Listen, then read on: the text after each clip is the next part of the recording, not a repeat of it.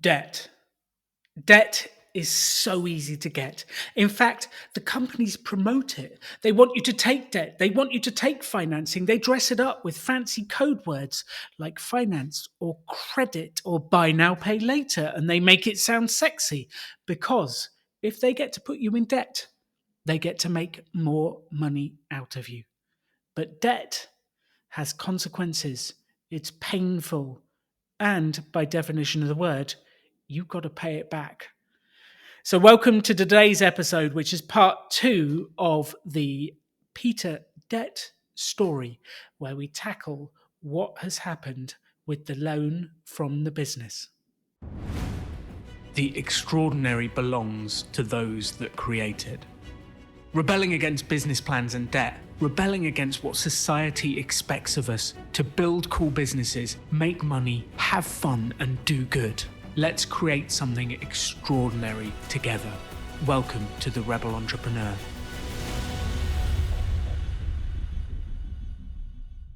Welcome back to the Rebel Entrepreneur podcast, and we're doing a second episode about debt, and we have back with us Peter. Peter, welcome back to the show. Thank you very much, Alan. Good to be here. And you brought your teammate with you this week. Yes, this is with me is my wife, my best girl of 31 years, and the one who's going to work with me together as a team to get out of this debt. Hi, Alan. It's nice to meet you. It's nice to meet you too, Kathy. Welcome to the show. And I think this is really, I love that you're doing it together because I couldn't do things without my wife, Katie. She's incredible.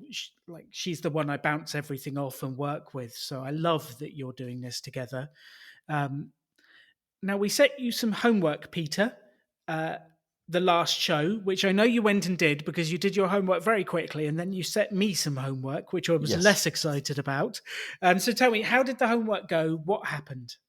Well, the first part of the homework, as you recall, was to get our hands on the actual documents to see what was in there, what I signed up for, was it what I was told, and what were the terms and conditions to understand if there was anything that we might be able to leverage. Yes, and you did that homework and you sent me the documents.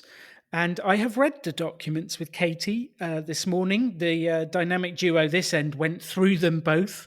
Mm-hmm. And one of the points we were talking about was whether it was an interest-only loan at the start.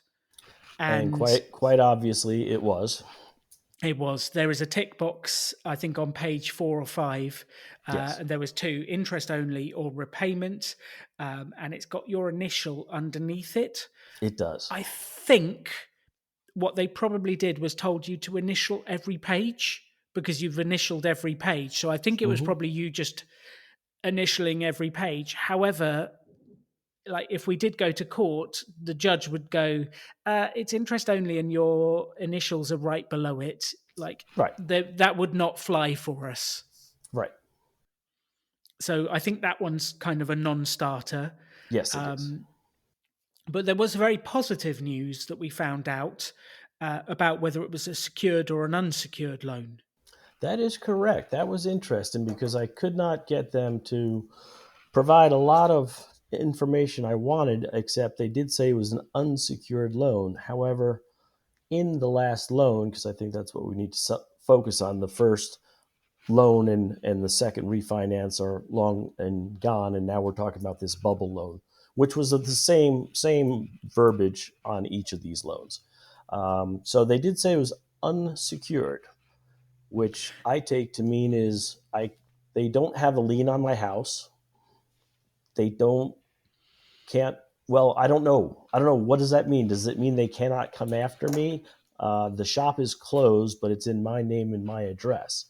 So the shop doesn't exist, so there's nothing for them to go after there, but it's in my name. The loan is in my name with my home address.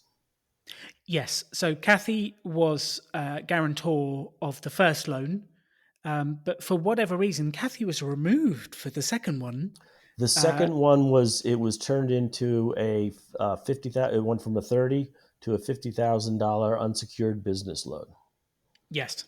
Kathy was removed. Your house was removed. Correct. This is huge. This makes me much happier Okay. because they can't come after Kathy and they can't come after the home, Yes. which is fabulous. So it's an unsecured loan, which uh, that does mean they can't come after your house if you do default, but that doesn't mean there's not recourse. There's not things they would do if you did default. Um, like if you Yes. just stop paying, they're going to be minorly peeved. Right. Uh, and then they're probably going to do a bunch of things that affect your credit rating. They're going to chase you. They might well sell it to a debt collection agency eventually, and then you have the debt collectors who are trying to get the money out of you for it. Right. Um, and like, it's an interesting one. So let me give you a rough idea of how that goes if you just start ignoring them and stop paying. Sure. Uh, the only reason I know this is because my dad was very good at it. So he would just stop paying and he would just ignore things. And he did do that. He stopped paying his loans because he couldn't. He ignored them. The bank went off quiet for years. Eventually, they came back. Like, that caused a mess within our family finances for something like 20, 25 years, and still is having repercussions to this day with the way the finances are. Now, he got away without paying it back. And I had to settle it with my mum, and we paid back a fraction of what they earned, and I was able to keep a large percentage of the house for my mum to have somewhere to live. But I like that's not a nice process. It's Yes. horrible, and like that's a painful like trying to just not pay and dodge, and then like leave the period to get out of it. I'm not sure it's the best way to go. Uh, Having been through it, what any thoughts from what I've just said? Yes. I mean, I I signed my name to it, Alan. And it was I did make mistakes, but it is the debt, and I want to get out of this debt as gracefully and cheaply as possible. But I feel I signed my name to it. I made that mistake, and I'm going to do what I can to make it right and look out for my best interest in the process. So I think that being said, we kind of get to the point where we sign the contract, like the paperwork is all there. We just kind of need to realize where it is. Then we come to how do we tackle this debt as quickly as possible to get you back to freedom and away from it? Because we just want to get it handled, is what I'm hearing. Right, right. Um, And the bank is not, as you saw in some of those emails, willing to negotiate at this point. they weren't super friendly, were they? They weren't No, super no. friendly. But I but don't the, think they actually believe you're going to default. They believe you're just going to keep paying, so they don't have much reason to be nice. exactly. And they were telling me how they were looking out for my best interest and giving me the 10.5 year terms at 6.19%.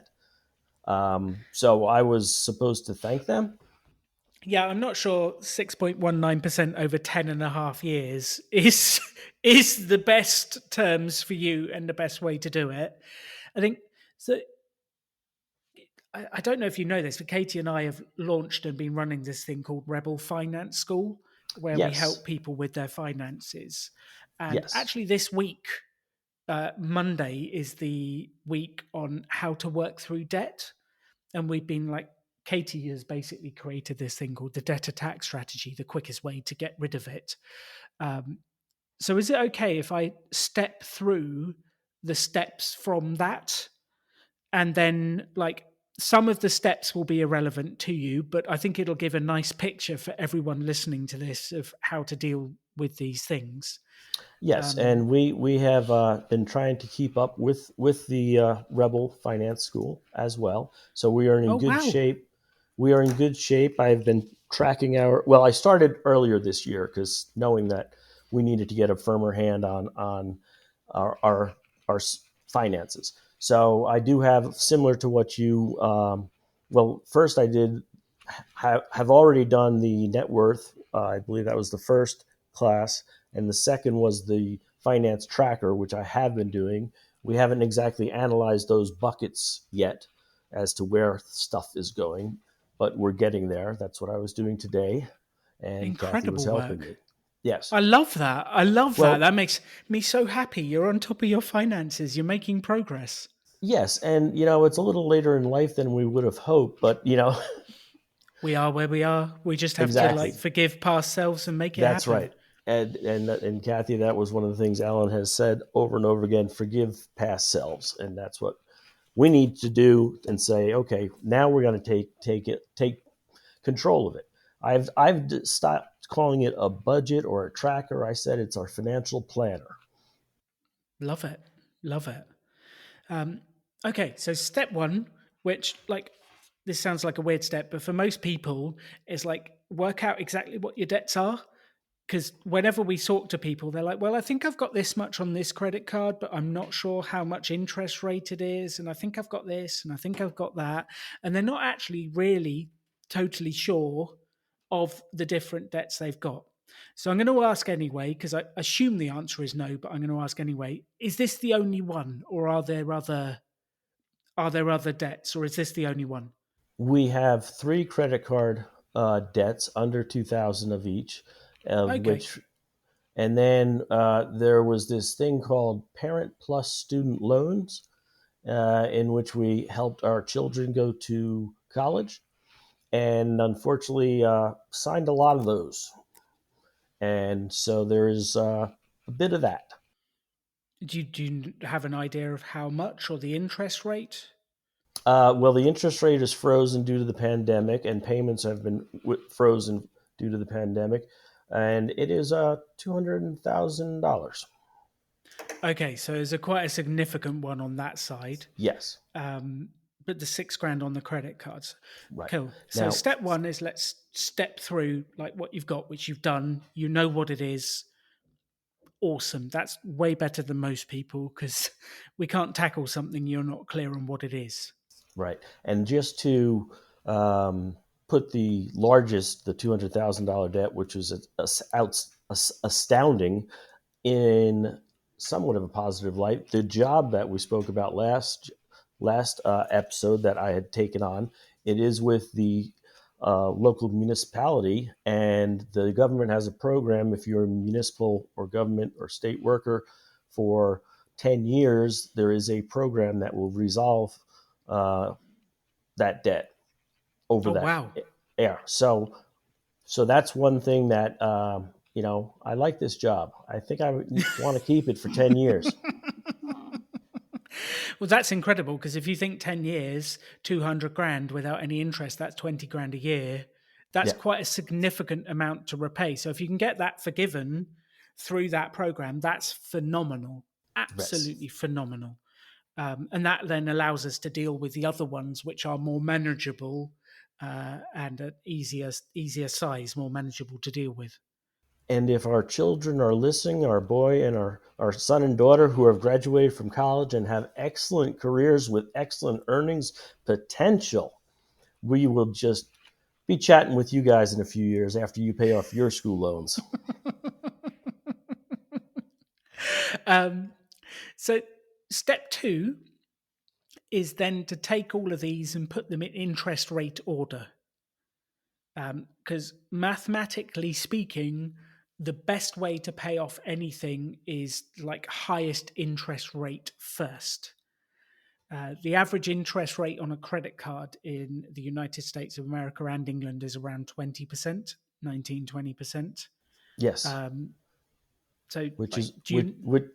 which is why they give you those wonderful teaser rates and 0% balance rollovers, and they're just waiting for you to miss the payment, and boom, there it goes. That's how they make money. They know they will offer people credit because they know a percentage of those people will use all the credit, not be able to pay it back, and then owe them a lot in interest. And it's a game. It's not Yes. nice. It's not nice at all, but it is a game. And the credit card companies, they're businesses that are out to make money out of individuals. Oh yeah. That's their model. Um, which is part of the reason why we do the Rebel Finance School, is to try and educate people about the ways companies make money out of you. I've spent a lot of years training sales teams, and you need Mhm. to be protected from this stuff. Yes. Um, so we kind of need to like put them in interest order because we want to like go through that. And then the part of that second step is then to negotiate on the interest rates. Okay. I don't think many people think to do this, but if it's an overdraft, you can ring your bank and say, like, I'm paying too much interest. I can't afford to do this. We need to deal with this and lower it, and we need to work on it. You can negotiate with credit card companies. You can do all sorts of things to get the interest rate down, or you can do the balance transfer thing to a 0% credit card. The reason credit card companies allow you to do that, basically, they're buying your debt Right. and they think that most people won't pay off that debt before the 0% interest rate runs out.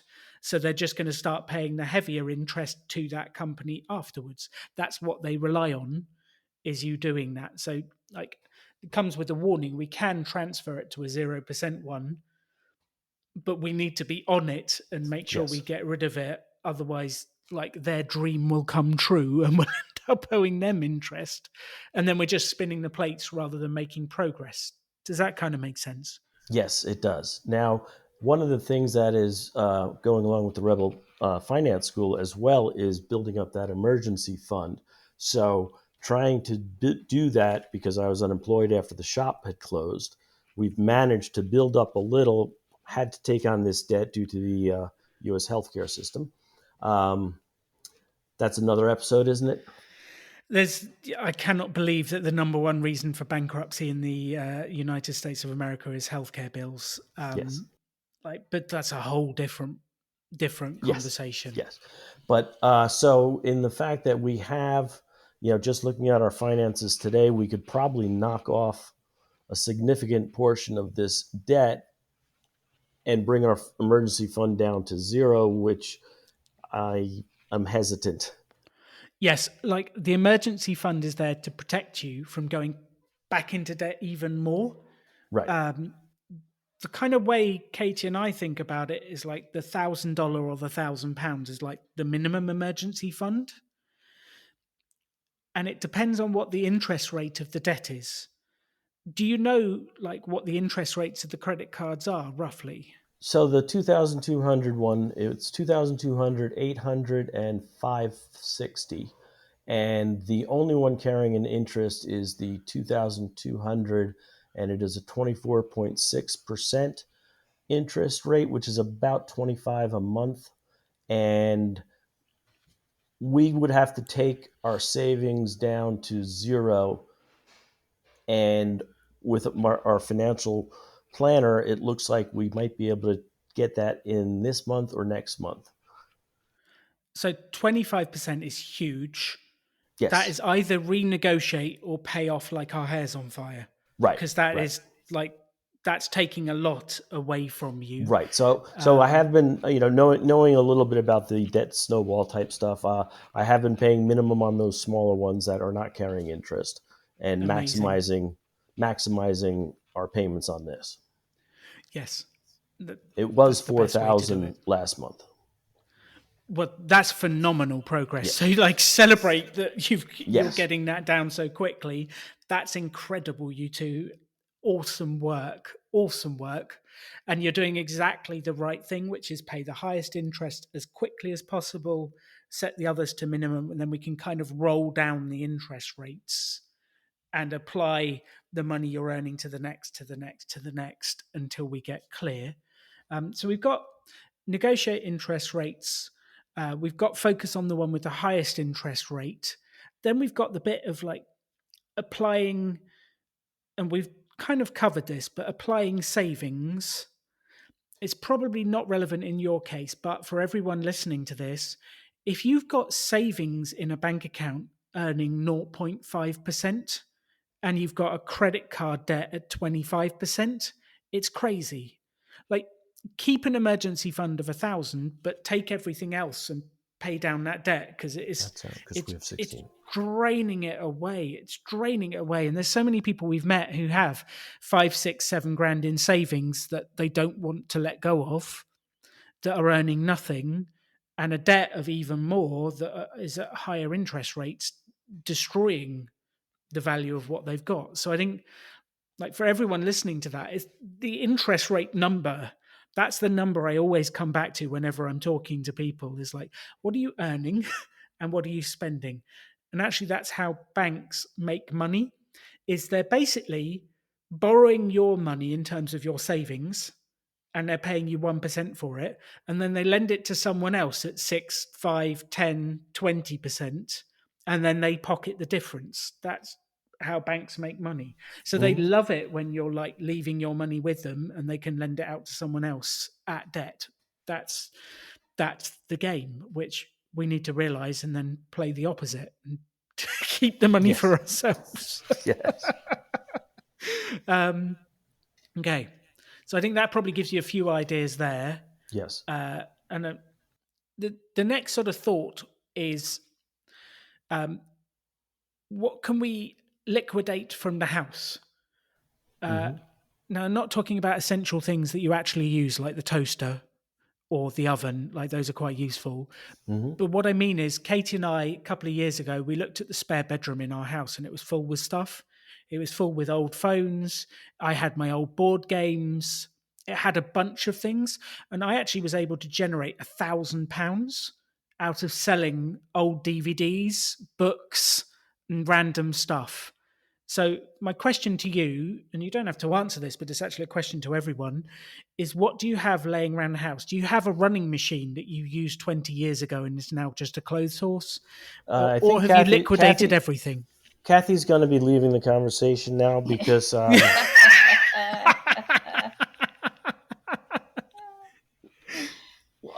find things in the trash that I'm like, hey, wait a minute, that's my treasure. So, Kathy, do we have a house full of stuff that Peter needs to sell or give away?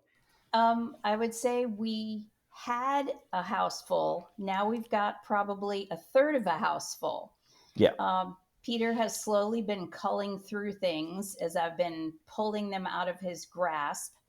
And and I think he's really seeing that the money that we're able to gain, we have that in our hands instead of the dusty weight bench, or Love the that. dusty shelf, or whatever it But is. we have nowhere to store our clothes without that weight bench.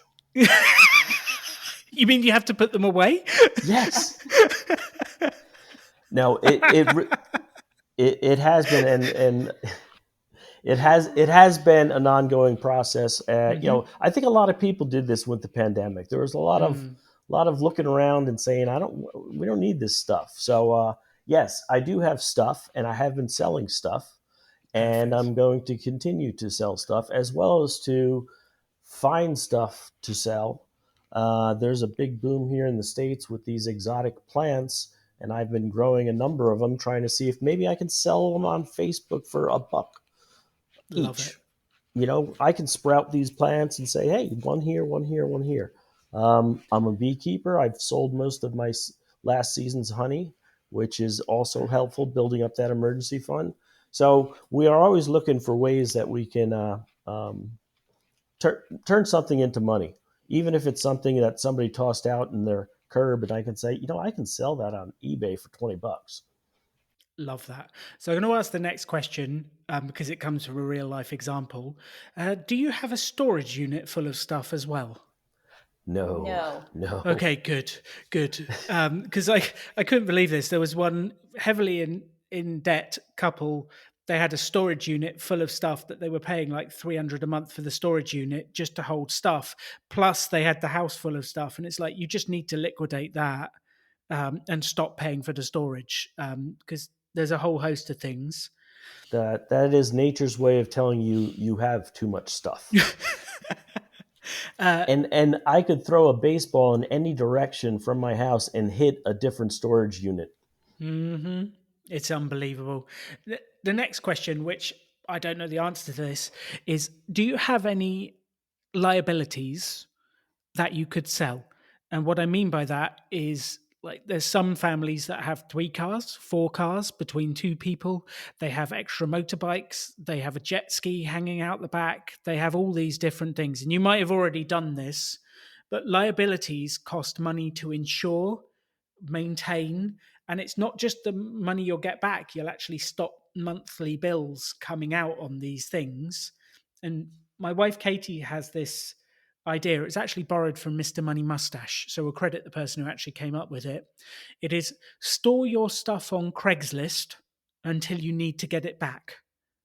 So you kind of sell it to someone, you store it on Craigslist, and when you're ready to have it back, there'll be someone selling something similar somewhere that we can get it back. And the answer might be no, but I had to ask. Yes.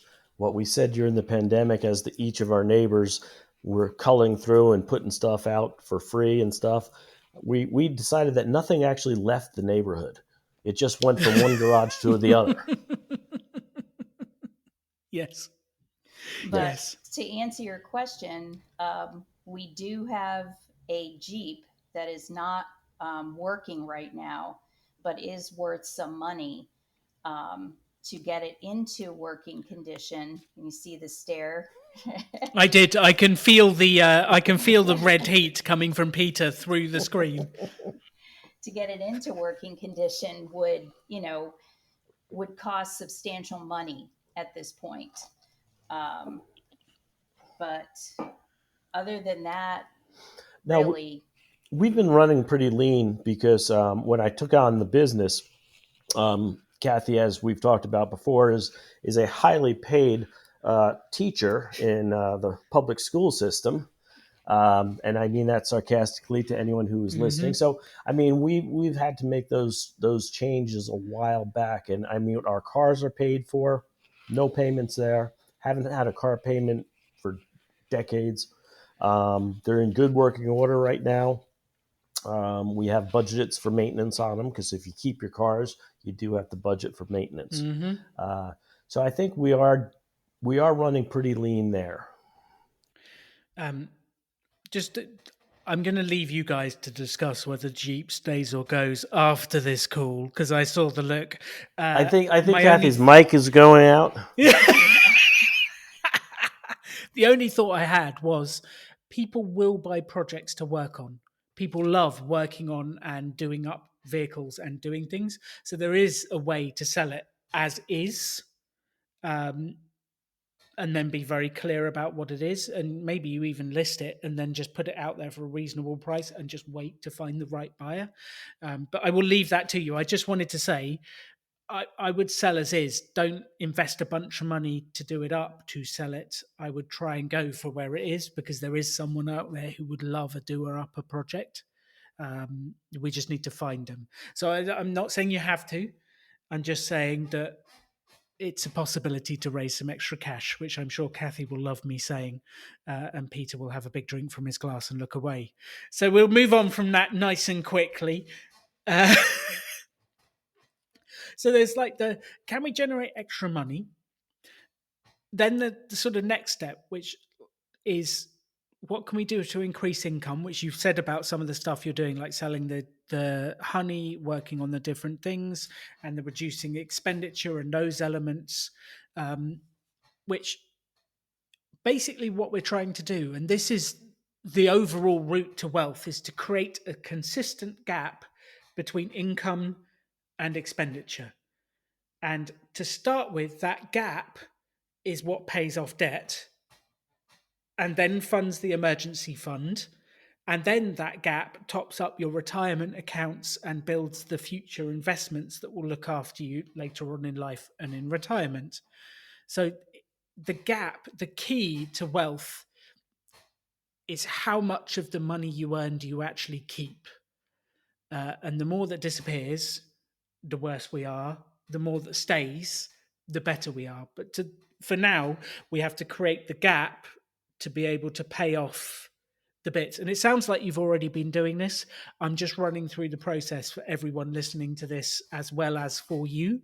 But it's that gap. The gap is key. And in the cost of living crisis that we're in at the moment, I know that's tough. Um, However, it is the key to the long-term success of this whole thing is gap between income and expenditure. So Peter, you've got the new job.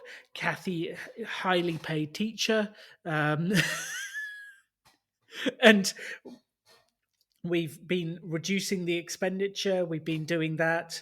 I remember speaking to one family and I couldn't believe it, but they had like 5 subscription services for different television services. And I'm like, how can you watch all of these at once? How can you watch Netflix, HBO, Amazon, the whole lot at Disney Plus? How can you watch them all at once? Just cycle through them. Have one for 3 months, exhaust it, and then cycle to the next one rather than having them all at once. But I think that's And maybe not something to discuss now, but I just wanted to lay out that's the steps. right. And for the listeners out there too, I mean, they're getting everyone on this under $20 automatic withdrawal out of your paycheck. I think you even had a couple of people on the Rebel Finance School Facebook page said that they had found subscriptions that they had forgotten about and were able Mm-hmm. to get rid of them because that you fly $5, $10 for Netflix. Oh, Netflix went up to 20. I didn't realize that. That's how it works. And that's how I train businesses to operate. And then I train everyone else to realize they're operating that way. I play both sides. Maybe I shouldn't. But it's really interesting. So we had a couple I was working, they found they had a subscription to a gym that they weren't using. It was $18.99 a month. And we calculated if they took that $18.99 and paid off the in debt instead, they would save over 500 in interest alone and pay it off 10 months earlier. And those small subscriptions don't sound like a lot, but it's crazy when they add up over time. And did you were you on the course for the rule of 173? No, I was not. It's a fascinating one. So, well, I find it fascinating. I'll let you decide whether it's fascinating or not, and the listeners. Um, Basically, the rule of 173 is if you have a monthly outgoing that you can get rid of. Let's take this gym for an example, 18.99. You take the 18.99 and you multiply it by 173, and that is the amount you will have after 10 years if you invest it instead. So 18.99, if invested instead, you'll end up with 3,285 after 10 years. And it doesn't sound like 18.99 is very much, but built up over a long time, it actually significantly impacts things. And if it's a weekly expense, it's even more. So weekly expenses you times by 752 to work out the 10-year amount. And it's just a simple way of like helping us think about what the actual economic impact of these things are. So I don't know what a 10, what do you have any weekly expenses? Yeah, I mean, like I said, we have been tracking our finances and have to go through those and see if anything pops out from those. Um, I do have a gym membership. However, my company will provide uh, money into a home health savings account um, Okay. to match that. So I can get that paid for just by documenting that I have been going. So It's also good for your health. yes, So we want you to live a long, happy time. yes, yes, I'm assuming yes, Kathy does. I shouldn't assume these things. Yes. Kathy, do we want yes, him Yes. healthy? Yes. Yeah. yes, Yes. yes. The job that I ended up in, one of the big perks was the benefits. Perfect. Perfect. Um, then once we've done all these elements and we've worked through all these bits, then it's taking that gap and applying it to the higher interest rate one and just paying it down as quickly as we can. And until like this is, I'm just going to say it, like whilst we've got a 25% interest credit card, we shouldn't really be spending money on anything else, like going out to eat, expensive meals. Like everything we can should be applied to the 25%. If we down to the like 5% interest rate, then maybe we can take a bit of a breather and relax a little bit. But the 25% one, we need to nail that as quickly as possible. And I don't even like saying it to you because I know you're doing it. I know you're working on it. I just I look at people out there who have high interest rate credit cards and then they're going out for a fancy meal and like I cringe with what it's doing to their long-term finances. And I'm sure that's not you. I just had to say it for everyone No, listening. no, and it's I do see it, and I see it in younger people than me, and I probably did those same things too in my 20s, and sometimes I feel like the grumpy old man saying, why are you ordering takeout for lunch every single day?" Yes. Katie and I actually did a calculation to work out how much we saved by making salads at home. Yes, that's what we So do. for a huge number of years, we made salads at home, which actually I found benefited my waistline as well as my wallet. And it was worth, I think it was just over 32 grand. The money we had, we saved and invested instead, and it was worth 32 grand over that period. And I was like, I'm healthier, thinner, and wealthier. Like, this seems like a no brainer. Um, But I think you're right in that rule of 173 will help people out there, listeners out there, to visualize, because like I said before, they're selling us this $5, $10 under the radar amounts, and that rule you mentioned would kind of bring it to the forefront a little bit and say, whoa, this is what that you know fancy meal is really costing you once a month. yeah, let's say it's $100 once a month. Would you rather have 17 grand, or would you rather have the $100 thing out once a month? And when you look at it like that, you might actually change your mind and go for the 17 grand. I don't know. Everyone makes their own choice, and I'm okay with that. But I think no one really realizes the true cost of their decisions when they're making them. Otherwise, they wouldn't make them. And my favorite example of that is, would you rather have a BMW or retire 5 years earlier? Like, if the BMW salesman was forced to give you that offer when they were selling you the car, they probably wouldn't sell very many. Um, and that's the reason they sell you it on a monthly amount rather than showing you what you'll actually pay back and what it's actually worth to you over those periods. And it's very smart sales, but it's not great for our finances. Um, so, Peter and Kathy, we've gone through a whole host of things. How are you feeling? Are you okay? Is everything okay over there? Yes, I think as we talked about last week, Alan, was just having a plan, just having a course of action can be so powerful. And that's why I asked Kathy to join me today so that we have that plan together. And I think, we have been starting to look at those ones we can get rid of, those debts we can get rid of, so that we can attack this larger business loan that's not apparently going to go away.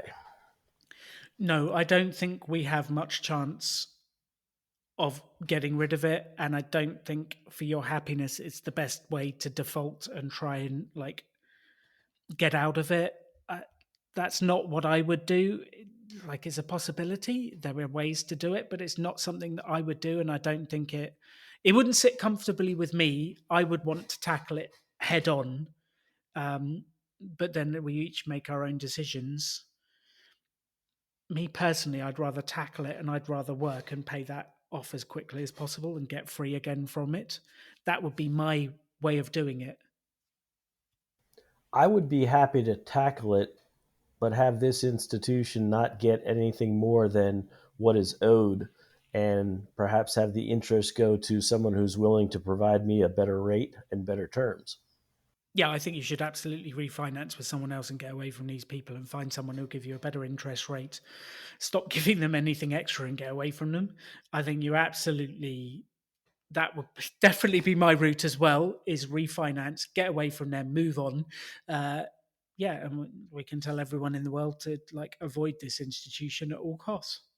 Yes, I think it would be personally feel very nice not to have to write out that check every month to them. Definitely, definitely. um, so I think the plan would be to negotiate with the 25% one and see if you can get the interest rate down, to refinance the business loan, and then you're both on the path already to creating that gap to pay it down as quickly as possible.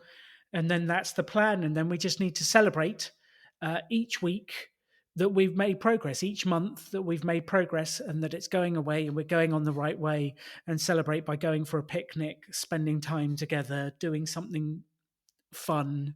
But just celebrate. You're on the path to dealing with this, and like I really appreciate you working it through with me.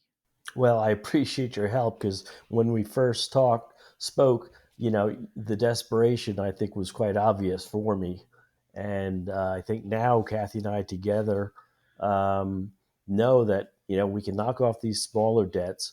We know what we've been paying on this business loan, so we can add those credit card payments to that, and we're close to snowballing it. We just have to we and in our correspondences, Alan, I have shown you we have looked at other uh, methods of financing, pros and cons of some of those, and I think we do have a route to go that would be better terms for us. Excellent. Excellent. Kathy, how are you feeling? Do you have anything to add? I noticed that Peter is the spokesperson for the team. Sometimes. He is generally taking care of our finances, but now, based on where we are with those, I think it's really important that I also understand, because I need to buy into the process to work together to get ourselves, back in shape. Because one person going all in and the other person just even being neutral doesn't work. Yes. So this has helped 100% me agree. figure this all out. I Yes. 100% agree. And I've watched it in so many people's relationships where one of the two looks after the finances and the other one like just tells them to get on with it or doesn't want anything to do with it, and it always ends up in animosity. It always ends up in problems later down the road. And I admire the way you're going at this as a team. And anyone listening to this, I would say, please work together as a team if there's two of you, because it makes such a difference to do it together. So I love that you're all in. I love that you're here. I love that you're working through it. And I think you're absolutely right. Like, it's teamwork that will defeat this.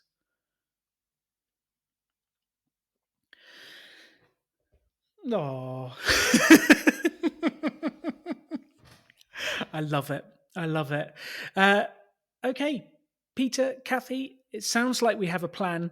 Uh, any closing thoughts or remarks for anyone that's listening out there? Well, I think one of the things you said about defaulting on loans, because having done that on some other issues, when you finally start to talk to them, they're not as pleasant as if you had been upfront and honest with them from the get go. Sometimes we think it's best just to ignore it and let it go away. It's not going to go away, and you're not going to have a better, as good of a relationship with those folks to, as you said, refinance, renegotiate rates, and things like that. One of the things that I learned was I had some medical issues that were very unexpected. And when the bills came in, you always think, oh, the insurance pays 80%. That's wonderful. But when the 20% comes back at you, it's a lot more than you thought. Mm. But having to make the phone calls to the hospital, the ambulance, and say, I need a payment plan. Can you work with me on this? And it really made me feel like I was finally doing something about it and owning it. And then just knowing that one payment at a time, I was getting closer to having a zero balance. And when we got there, it was so satisfying. And just knowing that, I stuck my neck out there, and said, we can't do this. Can you help us? And they were willing to do so. That's some of the best advice I've heard is just to deal with it up front and to tackle it and to ring people and say, I cannot do this. I need you to help me. Otherwise, it's going to end up in a mess. And people are actually normally quite good when you do that up front because they do want you to pay something back. They don't want it to go to a bad place.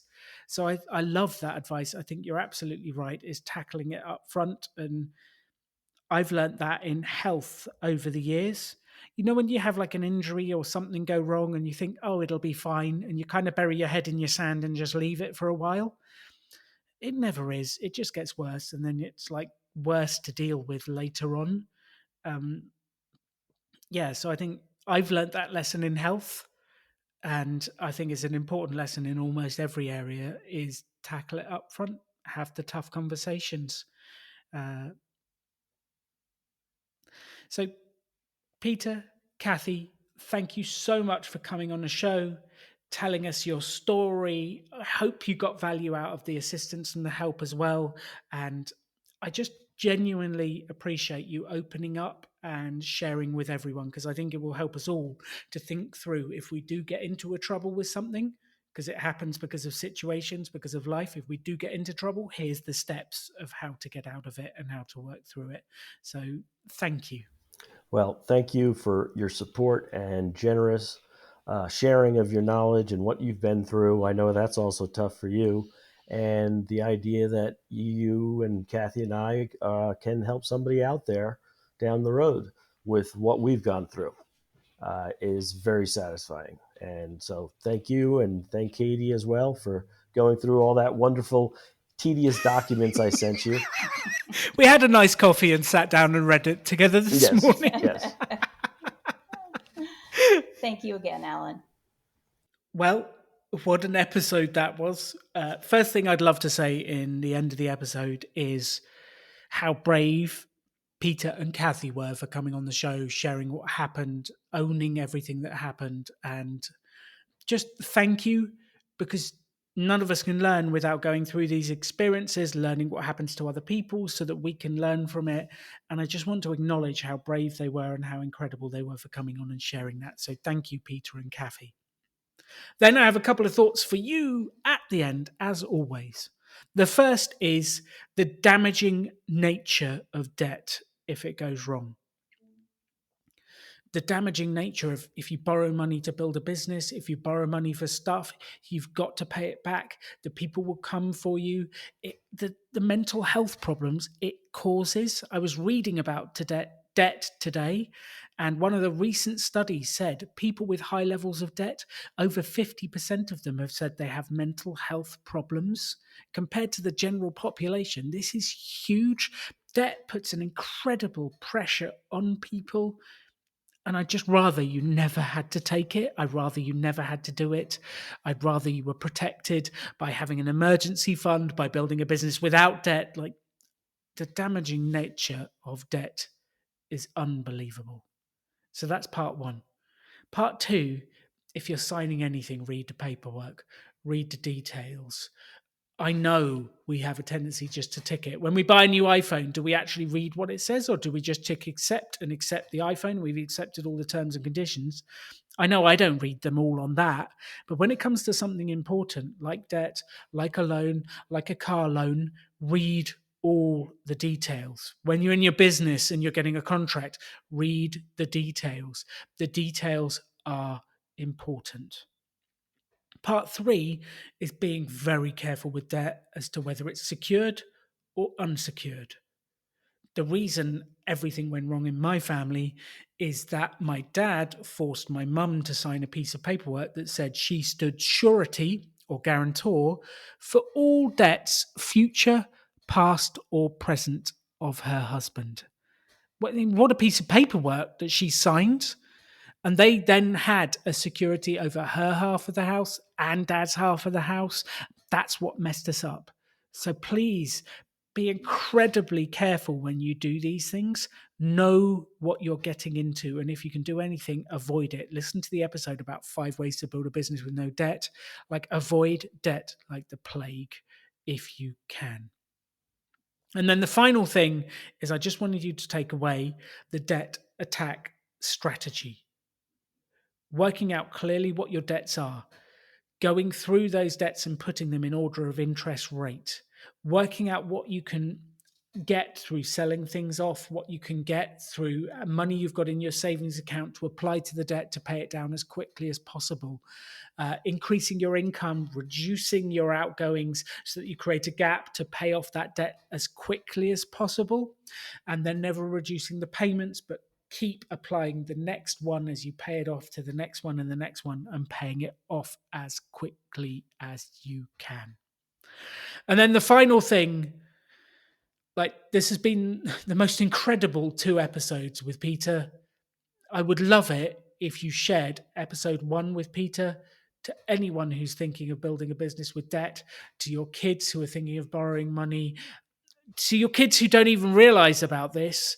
Like, share that episode. I want to warn the world about this stuff. It does not take money to make money. You can make money without borrowing money. You can generate a business from nothing. I know you can. You do not need to borrow money. And the consequences of debt are huge. So please help me to spread the word of debt-free entrepreneurship. I want to save people from ever having to go through what Peter's gone through, what my family went through. No one needs to go through this anymore. Please help me spread the word of debt-free entrepreneurship. Thank you for listening to The Rebel Entrepreneur. Have a wonderful day. Go out there, spread the word of debt-free entrepreneurship, have some fun, make some money, and I'll see you soon. You can have any life you want to. Choose to build something cool. Choose to take action. Choose to work to make your dreams become reality. Stand out. Be different. Be yourself. Be a rebel entrepreneur.